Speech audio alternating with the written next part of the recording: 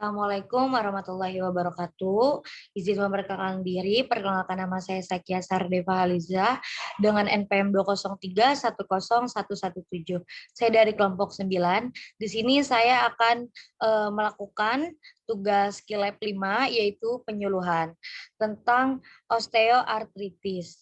Nah, apa sih osteoartritis ini? Kondisi osteoartritis merupakan suatu penyakit degeneratif pada persendian yang disebabkan oleh beberapa macam faktor. Nah, penyakit ini mempunyai karakteristik berupa terjadinya kerusakan pada kartilago atau tulang rawan sendi.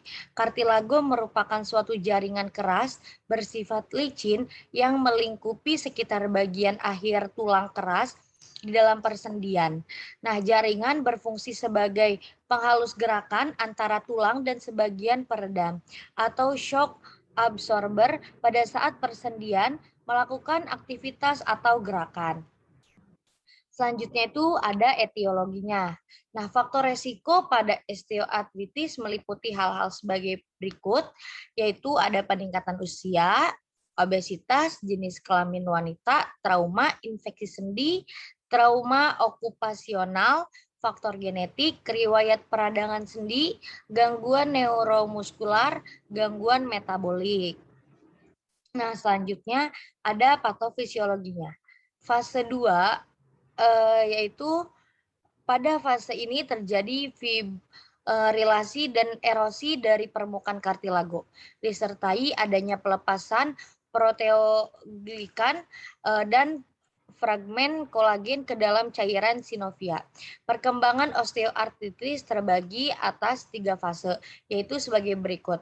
Fase 1, terjadi penguraian proteolitik pada kartilago, metabolisme kondrosit menjadi terpengaruh dan meningkatkan produksi enzim seperti metapoliprotein ases yang kemudian hancur dalam matriks kartilago. Kondrosit juga memproduksi penghambat protease yang akan mempengaruhi proteolitik. Kondisi memberikan manifestasi pada penipisan kartilago.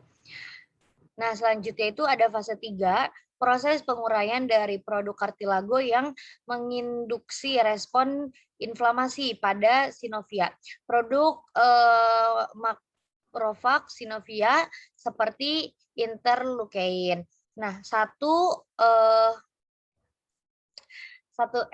L1 tumor nekrosis, faktor alfa atau TNFO dan metaloproteinases menjadi meningkat. Kondisi ini memberikan manifestasi balik pada kartilago dan secara langsung memberikan dampak adanya destruksi pada kartilago.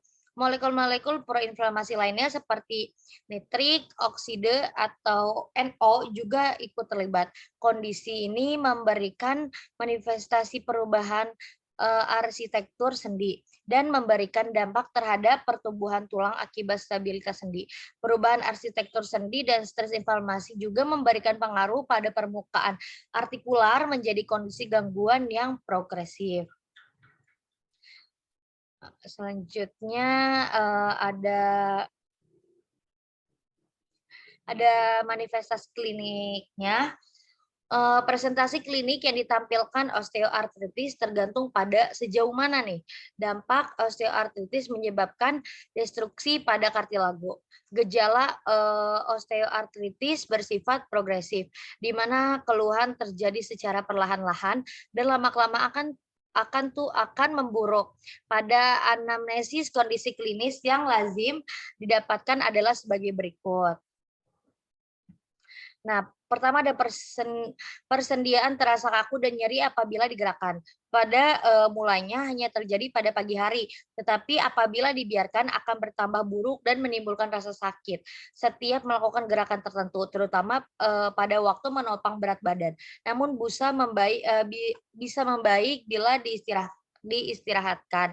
Terkadang juga dirasakan setelah bangun tidur di pagi hari. Nah, yang kedua tuh ada penurunan rentan gerak sendi. Yang ketiga, keluhan adanya perkembangan atau peradangan pada persendian. Yang keempat, ada kelelahan yang menyertai rasa sakit pada persendian. Yang kelima, ada kesulitan menggunakan persendian. Nah, pada pemeriksaan fisik fokus didapatkan hal-hal sebagai berikut. Yang pertama itu ada look, deformitas sendi, deformitas tulang, perubahan kesejajaran atau malaligmen di sersi pembesaran sendi, tanda peradangan atau seperti kemerahan pada sendi. Yang kedua ada feel, ada kriptus, spasme otot parartikular. Terus yang ketiga tuh ada move, keterbatasan rentan gerak sendi. Selanjutnya ada pemeriksaan diagnostik. Nah, yang di laboratorium itu tidak ada pemeriksaan laboratorium spesifik. Pemeriksaan rutin biasanya didapatkan adanya peningkatan kadar leukosit, laju endap darah, dan CRP. Pemeriksaan cairan sinovia melalui orostensis untuk mendeteksi adanya artritis sepsi. Nah, radiologinya itu dilakukan untuk mendeteksi perubahan progresif dari kartilago dan tulang, adanya osteofit, penurunan ruang sendi, asimetris sendi, terus ada sklerosis subkondral dan formasi kista subkondral. Nah, selanjutnya itu ada penata laksanaannya. Konversif, yaitu pertama tuh pendidikan kesehatan mengenai hal berikut ini. Yang A, ada aktivitas yang menurunkan tekanan berulang pada sendi. Yang B, upaya dalam penurunan berat badan.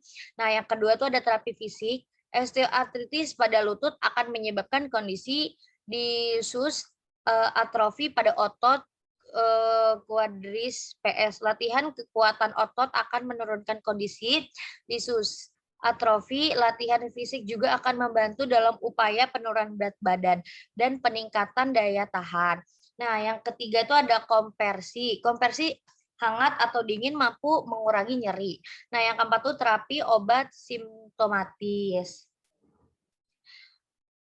Nah, yang A ada non steroidal anti-inflammatory drugs atau NSAIDs adalah obat-obatan yang digunakan untuk mengurangi nyeri dan peradangan pada sendi-sendi. Contohnya dari NSAIDs termasuk aspirin dan ibuprofen. Saat ini obat pilihan pertama yang digunakan dalam terapi osteoartritis adalah natrium diklofenak. Nah, ada kalanya adalah menghentikan mereka untuk periode-periode waktu tanpa gejala-gejala yang kambuh. Dengan demikian mengurangi resiko-resiko efek samping. Yang B itu ada analgesik seperti tramadol. Yang C obat relaksi otot atau muskel relaksans. Yang D ada injeksi glukokortikoid intraartikular. Nah, ada intervensi bedah. Operasi umumnya direncanakan untuk pasien-pasien dengan osteoartritis yang terutama parah dan tidak merespon pada perawatan-perawatan konservatif. Nah, beberapa prosedur yang mungkin dilakukan adalah berikut. Yang pertama ada artroskopi, yang kedua ada osteotomi, yang ketiga ada fusion, yang keempat ada penggantian sendi. Nah, selanjutnya sumbernya itu dari buku ajar gangguan muskuloskeletal edisi 2 halaman 314 sampai 317. Cukup sekian yang bisa saya sampaikan, kurang lebihnya mohon maaf. Wassalamualaikum warahmatullahi wabarakatuh.